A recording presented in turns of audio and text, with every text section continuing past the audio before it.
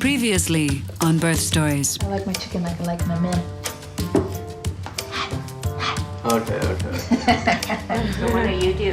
On the 1st. Oh, so. Oh, wow. Yeah. First, January. Wow. Oh, God. Oh, this is your first. Oh, you're Isn't that having nice, trouble eh? sleeping at night now, too? It's terrible. I used to sleep on my stomach. I know, can't you just wait till it just dies? Oh, yes. I can't wait.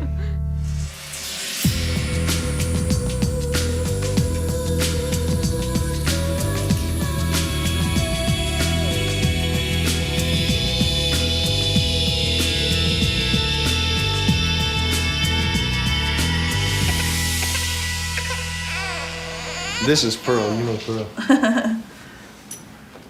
But she dresses up really good. Cassie has been on her own since she was 15.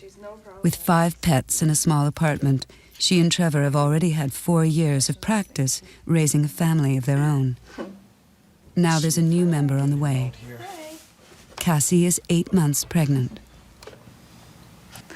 This is Splinter, and he's 9 months old, and very gentle, good, fun-loving rat.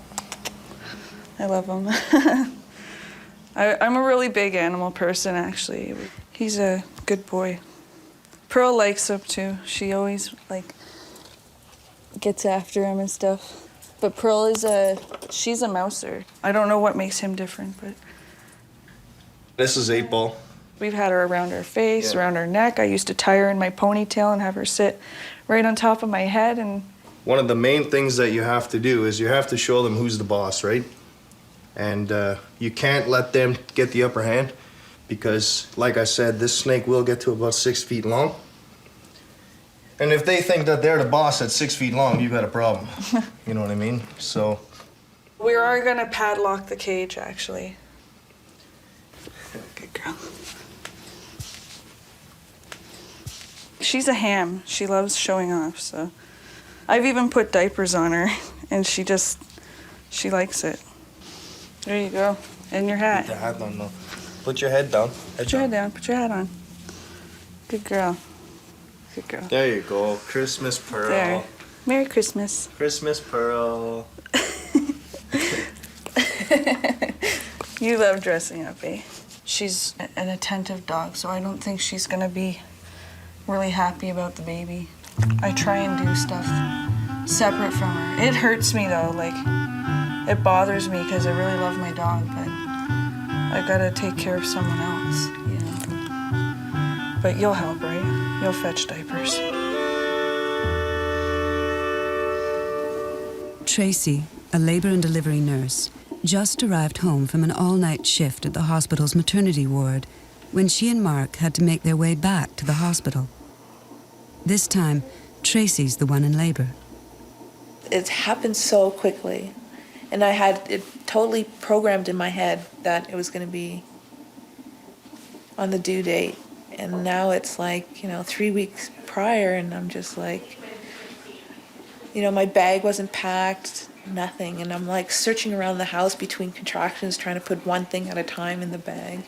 It's just totally shocking, totally. It's yesterday I was this irresponsible, teenager, and now, and within an hour I'm gonna be a mom. Oh my God. You ready to be a daddy? Yeah. Your magnet for your fridge. Excellent. Okay. Again, as I said to you before, you're very special in many ways. We don't know what you're going to do, but you're nice and 29 weeks pregnant, so what happens, happens, but just keep that, Okay. Only a year ago, Katie was diagnosed with cervical cancer and facing a hysterectomy and no chance at motherhood. Instead, she had a rare and radical surgery that spared her uterus, and now she and Ken are expecting a baby. But the pregnancy is high risk and requires careful monitoring. So where did they cut it off? Well, Where does the basically, cervix begin? this part here is the cervix, right? Mm-hmm. So basically they've removed this part of the cervix and they've stitched the uterus together with one suture.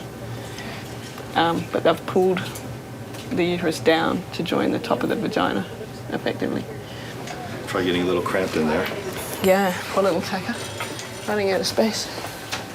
I think it's going to give me a total different outlook when I'm helping my patients, because now I'm not just the novice going, oh, you know, do this, do that. I know what they're going through, I know how they feel. So it's a whole different thing being in the bed. It's good. It's coming down. I want to see that Tracy, man. But not in quite the same birthing position as her patients. Tracy is surrounded by familiar faces of co-workers who know that this is one first-time mom who knows the drill. Okay. Good. Couldn't be better. So you're fully dilated, your ROA. Right position. So from my point of view, things could not be better. Clear fluid, normal fetal heart rate, fully dilated, comfortable, and the baby is facing the right way. This is unbelievable. Yes, it is. It is. All my prayers have been answered, not by yours. Yeah, he seems to like higher pitched noises. Katie preps for her first ultrasound of the day. Without a cervix to hold the baby inside, Katie's risk of premature delivery is high. So there's a cheek, and in here's the mouth. An elbow, a hand saluting, I'm not too sure. The debate is it going to have a nose like that or a nose like this? Just like to point out its nose is bigger than its ears. The poor child. It's going to have all the worst characteristics of both of them. I think, like, you know, my crazy hair and my funny face when I push and... A public health worker visits Cassie and lends support. That looks fun. Now, the birthday of your baby is here. I don't want him, like, subjected to misery or, like how my family once was, like, you know? So I want to be the best mother I can be, like, that I can physically be. And I want to do this not for me, not to feel good about me, but I want to do it because I want my son to say I've got the best mom in the world, you know? I got the best parents in the world. Like, I want him to always, like, look up to his father and look up to me and always be like, they're the best, you know? I never want him to think, well, they're just doing that because or something like that. I just want us to be very close. I want us to be very close. I don't want it to be like how I was when I was a kid. Thanks, Melissa. No problem. How about peeing? Did you go before you had your epidural? You know, I went when I was home, like about 10 times. So I don't know. But I can't feel anything anyway, so. Do you think you'll be able to walk? No. Why would I want to? Oh, that's true. Why should I have to walk? I went my epidural. Do you want to try the bedpan or do you want to? No. You want to be catheterized? Yeah. Okay. I don't want to do anything. Hi, we got some people here with a camcorder.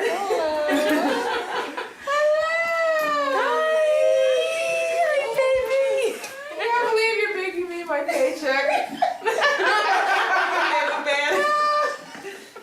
That's so funny.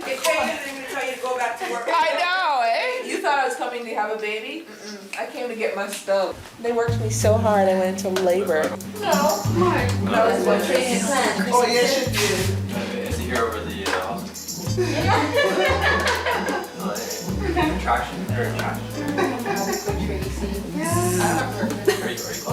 No, it's the epidural. It gives you the shakes and you can't control it, and I have to just kind of go with it. I always tell the patient, just go with it, you know, just don't fight it.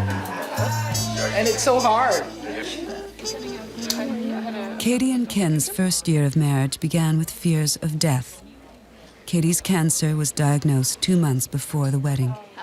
The surgery was scheduled soon after their honeymoon. Like initially, you know, when you hear someone says to you, you know, you've got cancer, the first thing you think is like it's the end of the world. Like cancer's sort of like the way the media's portrayed cancer. It's like, oh God, I'm going to die. Had I been in Australia and found out that I'd had cervical cancer, it would have been I guess, a whole different story, because particularly where I'm from in Tasmania, like there's no, there would have been no solution. I would have had to have a radical hysterectomy. That would have been it, really. Over maybe 2 or 3 months where the news kept getting worse, progressively worse before it got better. And each time it was this sort of situation where, okay, so what's the next step? How do you handle this particular crisis? So it was, but it was, you know, it was definitely a downwards trend. Like I was pretty down and out because I knew Kenny wanted to have kids, and that was actually my biggest concern more than anything. I was just really sad for him that we might not be able to have kids.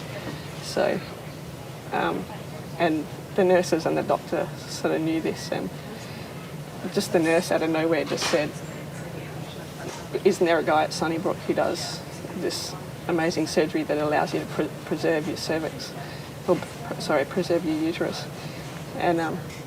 And she sort of followed up along with the doctor who originally diagnosed me. And yeah, after that, we sort of had been on a downward slide, and then after we found that out, it was like things got better and better and better.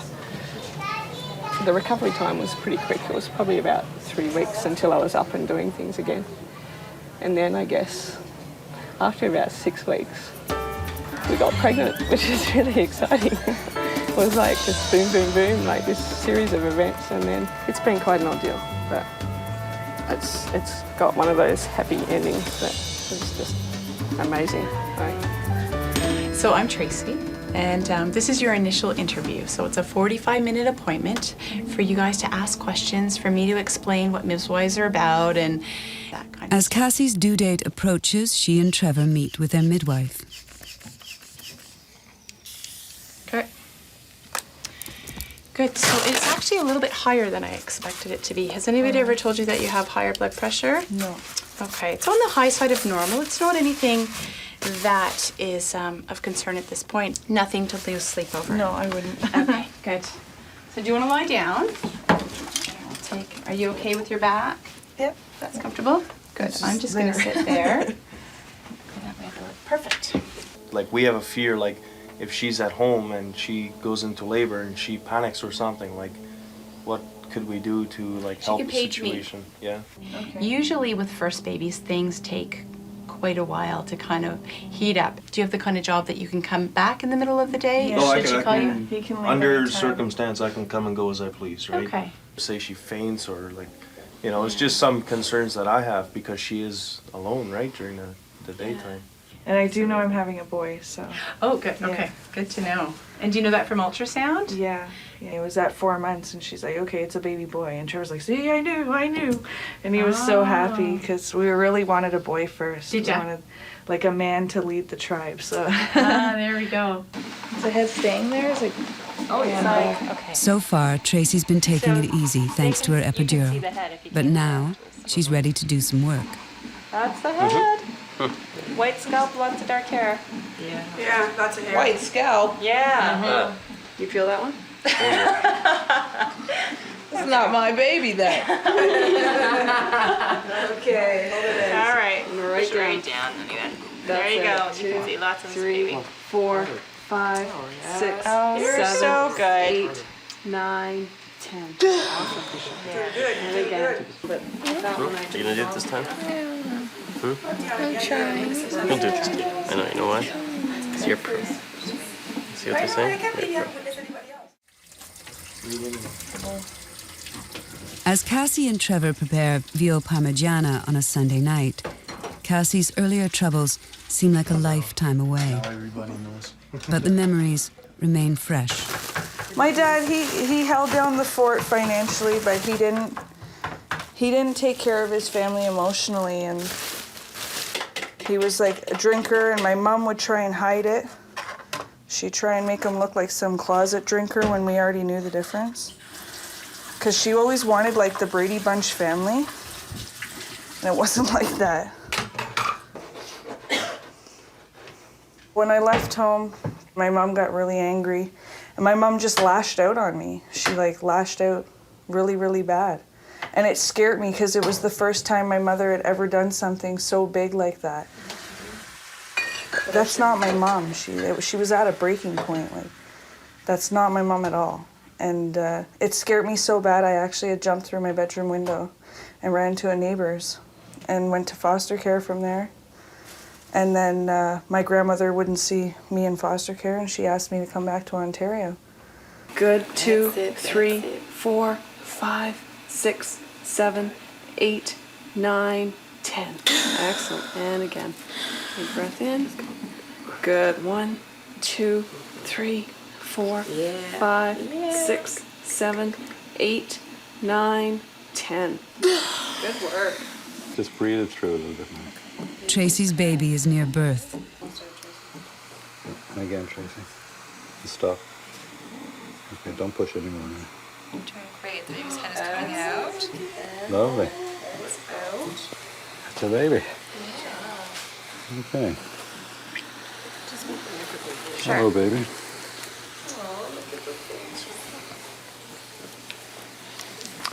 And push again, Tracy.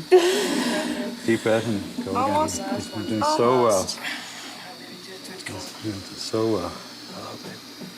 Good for you. Lovely. Hello, baby.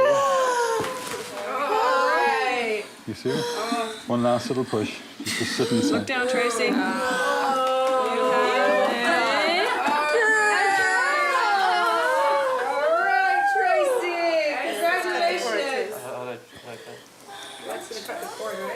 Yep. 38. I know we're just going to put a clamp on first. Congratulations. The new baby girl needs some immediate resuscitation. He's going to bring her over and spruce up a little.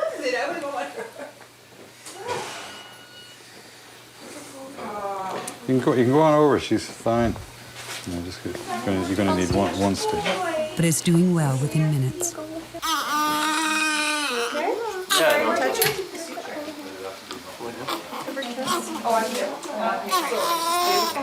Okay, bye.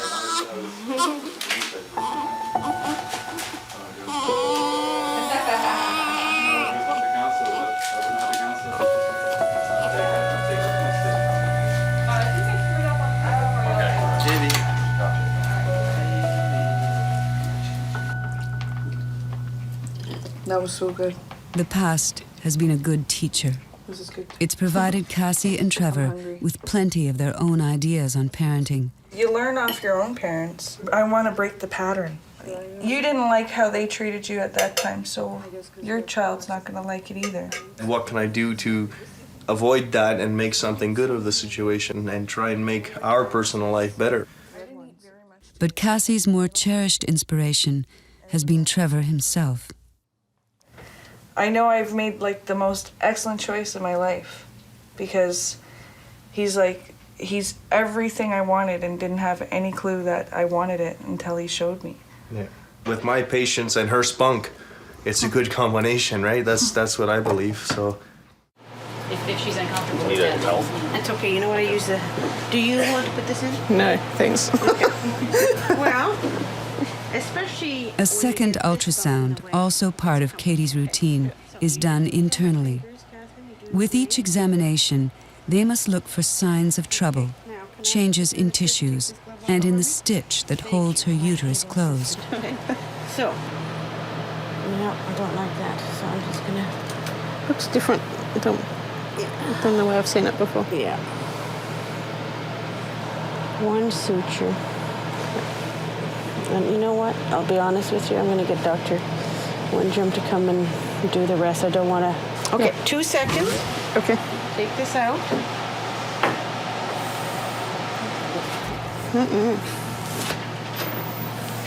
What do you think that was? She said look different. It looked different to me than what I've seen normally. But normally... She just didn't finish her thought on the tissue, the difference of tissue. Well, yeah, normally someone else does it and they show quite a different view of where the suture is. Okay, Catherine, this is Dr. Oaken. You know this young lady. Alrighty, so... It's all ready to go. Okay. Just get some more goop on here. Excellent. Specialize in goop. I haven't seen it before. It's hard to sort of orient myself. So I think that's the stitch in the anterior wall and the posterior wall. Oops, sorry, another. Oh yeah, great. So it's way sort of posterior. Oh, now you can see almost the. Yeah. It's amazing stitch, eh? It's so Just the one, looks terrific. Yeah, looks really good. Okay, I'm gonna take it out.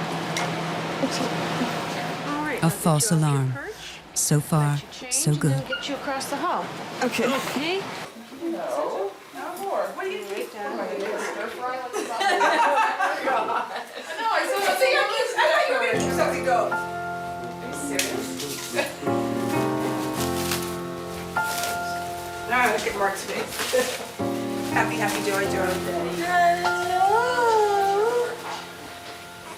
Hi, Mackenzie. What's that? There should be 8 small ones.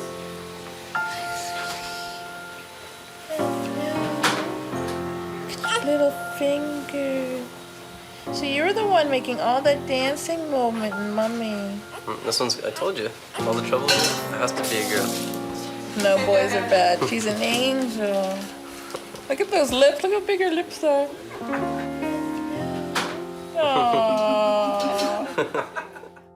You watch Next time on Birth Stories. And then all of a sudden, out of nowhere, you start seeing things that are abnormal. And it's, I guess it was a bit of a downer when I first saw out a burst into tears. It's just something you don't want to see. You don't want to see something bad happen to your baby. Like, the epidural's not what I thought it was. Like I said, my tattoos hurt worse. And she started with, well, my mother lost 6 babies at home because, you know, she had them at home and not in the hospital. And that's all I need to hear, right? Even though I know things were different then.